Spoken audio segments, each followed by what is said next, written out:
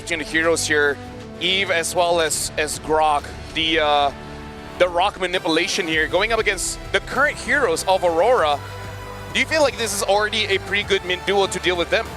I think it depends, right? Because at level 1, there is the possibility that somehow Light is able to get a full combination on top of Hijime, and that ends the laning phase almost straight away if the regeneration gets cancelled out later down the line by Yue as they fight in lane. But that's, that's besides the point. I feel like as we are looking at the EXP, Sora is getting banned out. We're completely avoiding the junglers. Yeah, Esme is something they need to consider, but then things like something that's super safe is Lapu Lapu for the side of Rora just to get on top of the Eve. Arlen should be the ban as well from Alter Ego, but I think the safest for Alter Ego is the Lapu Lapu, because it kind of just achieves so much. They ban the Esmeralda, indeed, but that will mean that Aurora can also benefit from that ban. They can pick up the Lapu Lapu themselves in Red 4, and that will open up a lot of stuff for Dominan. They can even go for the Joy if in that scenario, especially if Alter Ego will commit to another fighter, and of course a weak jungler, I mean not a fast farming jungler. Yeah. So I think the Lapu Lapu just fits the bill for Aurora. The reason why I feel like the Esme is a pretty good ban here, because looking at all the bans that Alter Ego has done, it's kind of protecting Hijime here. So I kind of feel like they talk behind the scenes. They're like, okay, you know what? Hijume's got to carry just a little bit, but that might mean that Arfi is going to carry the late game. Yusachin is still open if they want to go for double fighters. And let's see here, Leomord is open as well in case if they just want to go for comfort. I feel like they sort of have to take it at this point, right? Because once you take that Leomord, at least then you have a little bit of threat around these neutral objectives, and you're, pulling eyes towards yourself to allow everybody else to kind of play around it. I think the best option here for Alter Ego is to get the Alice, because there's not much killing potential from around the burst. They go for Alice as their XP lane, and then go for maybe a Leomord again. They pick up the Lapu Lapu. For denial? For denial. I think this is for denial, but that also opens up Alice for Aurora, but Arlen, I think that they're just gonna go Arlen. This is why I felt like the Arlen should have been the ban for Alter Ego instead of the Esmeralda. I agree, but I think at the end of the day, right, the Esmeralda, I think that AE wanted to kind of be a little bit more flexible with the CC. So honestly, good on the backstab from Rora to say, you know what, let's take Fredrin first, wait for the full reveal, and now we have the options of actually going into the Arlet if we wanted to. I mean, like going up against Rora, I would say going up against any team here in the M7 is kind of like, just pick your poison. Because you know it's going to come, but at the same time, sometimes you just got to take it. Maybe Alice is a better option, but the Arlet's top one, Alice may be the second choice. There is a world where they pick up Terizla because there's a lot of physical damage here from Alter Ego. That works too. But the Arlet indeed is still going to be the pick. Honestly, looking really good for Aurora. Very standard draft that they have, but I think Alter Ego's draft is much better, has a better chance this game compared to game number 1. What about you? What do you think about this one, Gideon? I think it's going to be a little bit harder. I think that for AE at the very least, they have a couple more options to play around, but so far, based on what we've seen in Rora, as long as they don't mess up too hard in the early game, their recovery is so good coming into mid, and especially when we come down to late. So many of their composition styles is basically, hey, Blaze 5, Death Ball, peel, peel, peel. Well, ladies and gentlemen, Alter Ego has to win this one, because if not, Aurora will get match point. And we all know how high that pressure is going up against an opponent as strong as Aurora when they have match point. So now we're going to throw it over to the casters, Leo, Trex, as well as Mirko. It's your time to shine. Till the enemy reaches the battlefield. Gideon Q pointed out a very pertinent trait that this lineup from Aurora could show up here in game number 3, the Death Ball.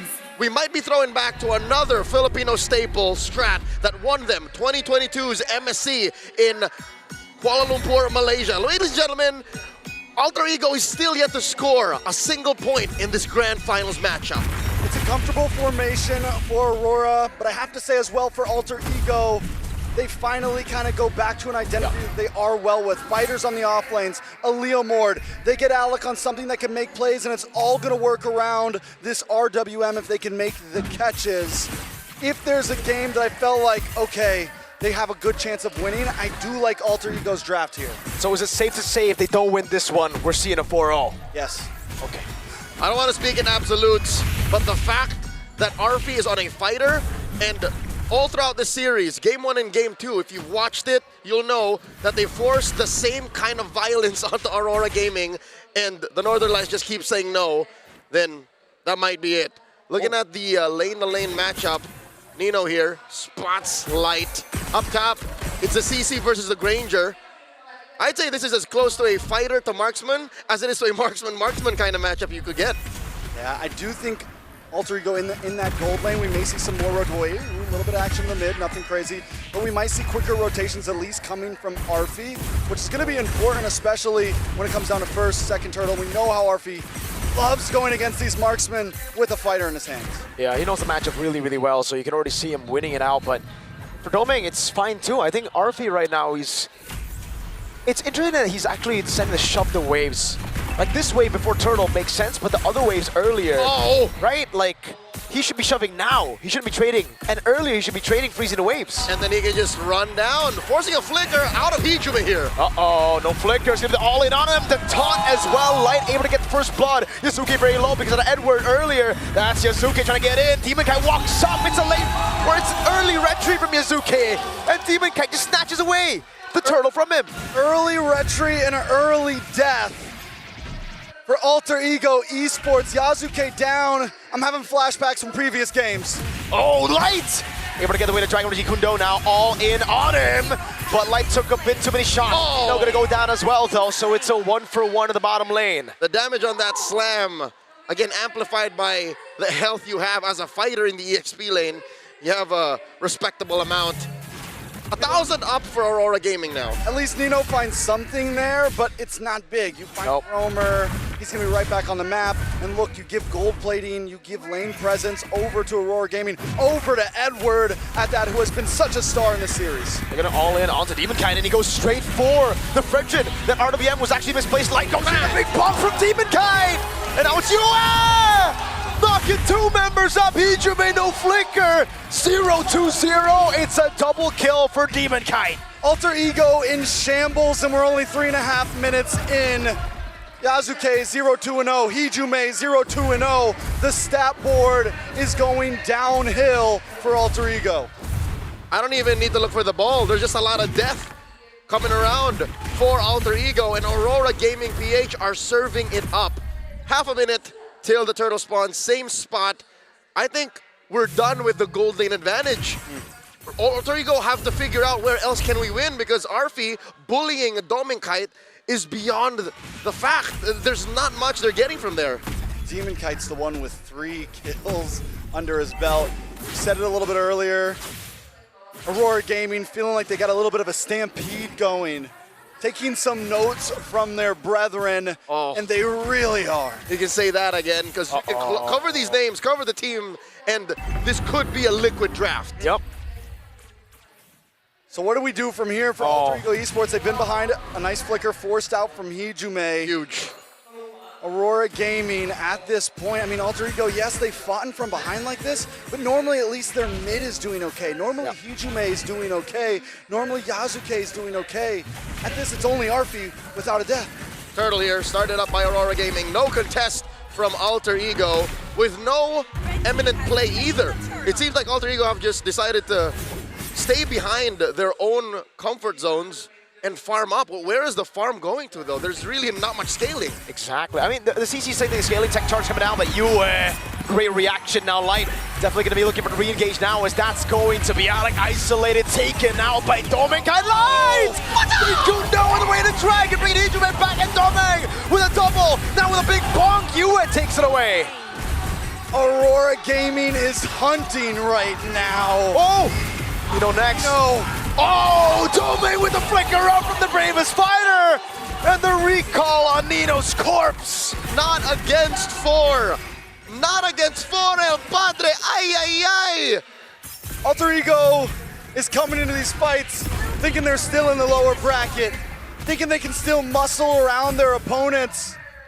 But Aurora Gaming was ready for this. They've been watching, they've been waiting for this. I've been saying this since yesterday, and it was good when Alter Ego only knew one speed, but now they're on the back foot. They're cornering Edward. No way he gets away from this, right? That's an all-in, and RP picks up a kill, so finally Alter Ego, they get a kill after what, 3 minutes? I mean, Light's playing out of his mind right now as well. He always shows up in the nick of time, and he didn't even use his Way of the Dragon. on Alec earlier. He gets a kill on Alec, then flicks in and finds Hijume.